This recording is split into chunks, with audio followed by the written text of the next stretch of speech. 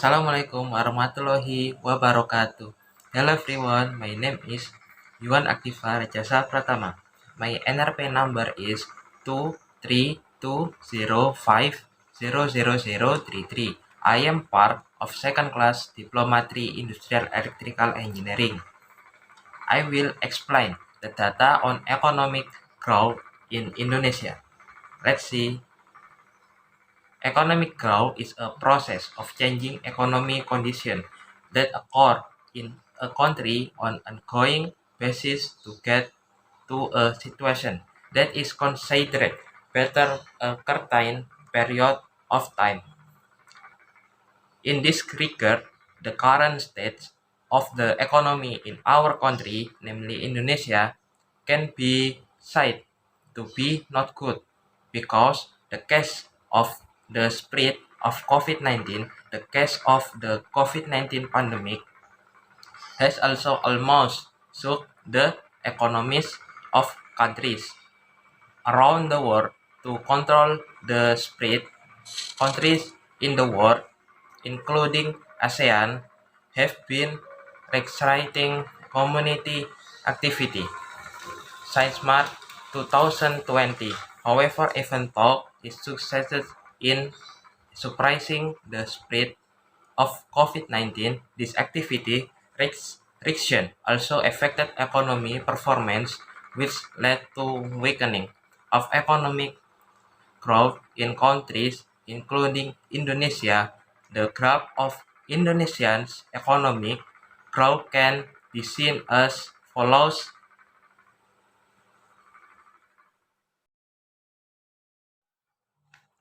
Based on the graph, in Indonesia itself, Indonesian economic growth since 2018 has always touched 5%, but the COVID-19 pandemic has also caused Indonesian GDP to experience a deep contraction.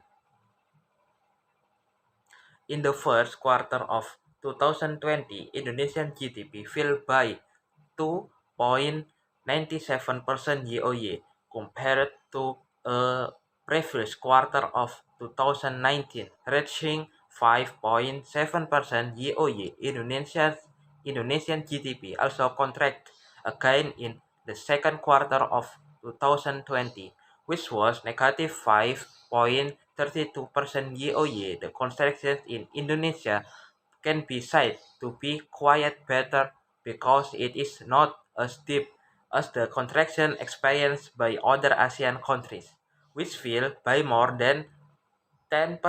Still, this contraction led to a prolonged economic sluggishness and fears of a recession. The Indonesian economy began to improve in the third quarter 2020.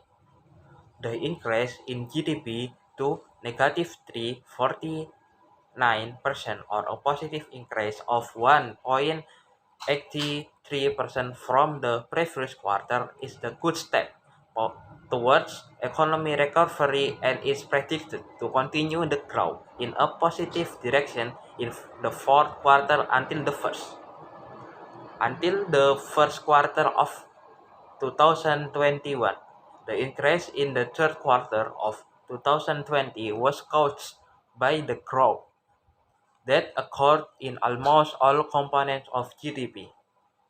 Expenditure, the sector that always gives the largest contribution, is the household consumption sector. The investment as seen through the formation of gross fixed capital or PMPB, exports, imports, and the last of the government consumption sector. These five sectors have always been the largest contributor to Indonesian GDP, both before the pandemic and during the current pandemic.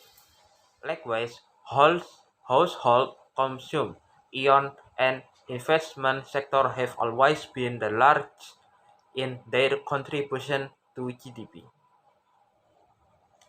Okay, That is from me.